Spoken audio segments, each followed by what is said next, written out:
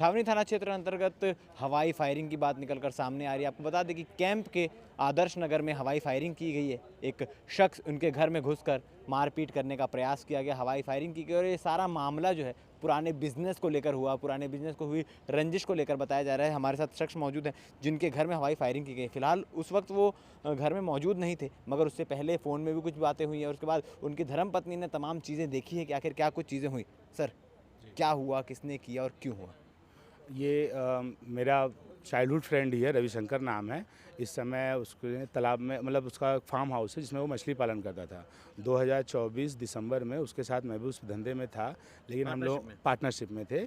हम लोगों को पैसे को लेकर 24 में ही कुछ विवाद हुआ जिसकी वजह से हम अलग हो गए। आज किसी कारणवश हमें फिर बात हुई और वही पुरानी बात को लेकर गाली गलौज। कब हुए अपन? 2024 दिसंबर में ही हो गए थे और दिसंबर में ही ज्वाइन किया और 1 महीने में ही हम अलग भी हो गए। हमारा ज़्यादा दिन व्यवहार चल नहीं पाया। तो वो आज किसी बात उसी पुरानी बात को लेके आज फिर हमें गाली गलौज हुआ और वो बोला मैं तुझे मारने तेरे घर आ रहा हूँ और वो मेरे घर आए, हवाई फायरिंग की है उसने। जब आपके घर वो पहुंचे तो घर में कौन कौन था? मैं उस वक्त ड्यूटी से आया था और नहा वहाँ के अपने दोस्त से मिलने शांति नगर चला गया था। घर पे मेरी वाइफ, मेरे दोनों बच्चे और मेरे मम्मी पापा हैं जो अभी यूपी से 3-4 दिन पहले ही भिलाई आए थे। जब ये गर्मी की छुट्टियां आप मनाने। लोग की उससे पहले उनके आपके घर पहुंचने से पहले फ़ोन में भी कुछ बातचीत हुई थी? हाँ, 5 साढ़े 5 बजे के आसपास मेरी रवि से फ़ोन पे अच्छी खासी क्या कहा था?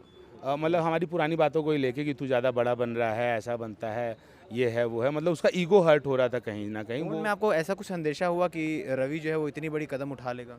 नहीं, उसकी बातों से ऐसा नहीं, मेरे को लगा कि हाँ, आ सकता है, खाली हाथ आ जाएगा और घर पे गाली-गलौज करेगा, लेकिन ये नहीं सोचा था कि वो बंदूक वगैरह ऐसा कुछ लेके जब आप आएगा। घर पहुंचे तो पत्नी ने क्या कुछ बताया आपको? मेरे को मेरे पापा का फ़ोन है, जब ये सारा इंसिडेंट हो गया तो मेरे पापा का फ़ोन आया, उन्होंने बोला कि आप अभी कहाँ हो? तो मैंने बताया जी मैं इस जगह हूँ। बोले आप वहीं रुकना, मैं पुलिस-वुलिस को फ़ोन कर रहा हूँ, कुछ लोग आए थे और ऐसा-ऐसा घर पे हुआ है। तो उसके बाद फिर छावनी थाना से मोनिका टीआई मैम जब घर आ गई हैं, मैं उसके बाद अपने घर पे पहुँचा हूँ।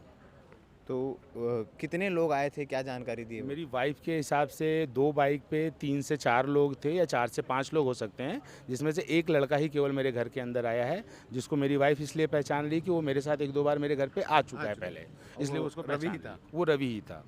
किसी शिवा का भी नाम निकल कर आ रहा है, उसके फ़ोन से बातचीत हुई जी, थी? जी, जी। शिवा मेरे मोहल्ले में ही रहता है और इस समय रवि के फार्म हाउस का पूरा काम-धाम शिवा ही एज़ अ सुपरविज़न के तौर पे देख रहा है। तो मेरी बात और जो गाली-गलौज हुई है, वो भी शिवा के ही मोबाइल से रवि की गाली-गलौज हुई है। शिवा ने कॉन्फ्रेंस कॉल पे लिया या शिवा के नंबर से रवि ने गाली-गलौज की, ये थोड़ा कन्फ्यूज़ हूँ। लेकिन शिवा के ही नंबर से हमारी बात हो रही है और गाली-गलौज हो रही है। उसके बाद जो दूसरी गाली-गलौज हुई है, वो रवि अपने नौकर, पोकू नाम के नौकर के मोबाइल से करके गाली-गलौज की है, जिसका मैंने नंबर लिखवाया है। आपने तमाम जानकारी दे दी? जी, बिल्कुल सारी जानकारियाँ दी। वहाँ जितना से कुछ गोली चलने के कुछ सबूत वहाँ मिले हैं क्या घर के पास?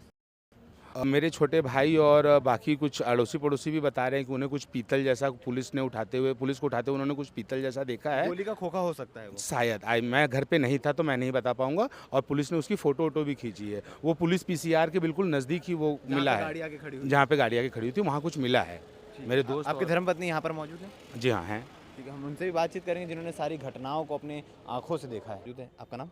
गोल्डी सिंह। क्या कुछ हुआ था, कितने बजे के आसपास की घटना है? 8:15 बजे सवा आठ करीब। बजे। हाँ, क्या देखा आपने? मैं किचन में काम कर रही थी तो 2 बाइक पे 4-5 लोग आए और गेट पे मेरे हस्बैंड का नाम लेकर सूरज सूरज बोल के चिल्लाने लगे कि बाहर निकल, बाहर निकल।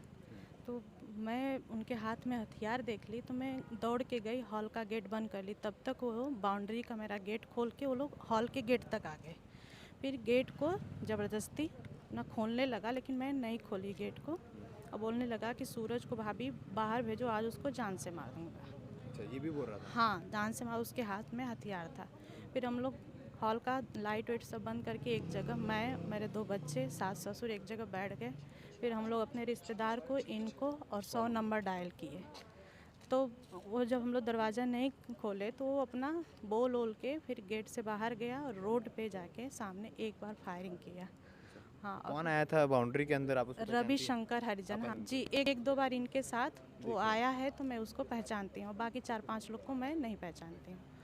तो गेट से बाहर गया और बाइक पे मतलब फायरिंग करने के बाद बाइक से फिर चले गए। ठीक है, ये तमाम घटना क्या कुछ चीज़ें हुई, ये परिवार वालों ने बताया कि क्या कुछ आखिर घर के सामने हुआ, मगर आपको बता दें कि इस पूरे मामले को लेकर पुलिस अभी पुष्टि नहीं करी। पुलिस का कहना है कि गोली को लेकर कोई सबूत नहीं मिले हैं, कोई चीज़ें अब तक निकल कर सामने नहीं आई है, मगर घर वाले ऐसी बात भी बोल रहे हैं कि गोली का खोखा जो है वो पुलिस ने बरामद किया उठाया। किस बात में सच्चाई है, ये देखने वाली बात है। बन रही है हमारे साथ, धन्यवाद। अभी छावनी में आदर्श नगर कैंप वन में गोली चलने की सूचना मिली है। पुलिस जो है अभी मौके पर उपस्थित है और विभिन्न पहलुओं पे अभी जांच कर रही है। मामले की तस्दीक करने के उपरांत ही आप लोगों को अलग से बताया जा सकेगा। सर गोली चलने के सबूत अभी मिले हैं? नहीं, अभी फ़िलहाल उसी चीज़ की हम लोग तलाशी कर रहे हैं। किसी प्रकार का एविडेंस अगर मिलता है तो वो चीज़ें जो है वो हमारे लिए पुष्टिकारक साक्ष्य साबित होगी।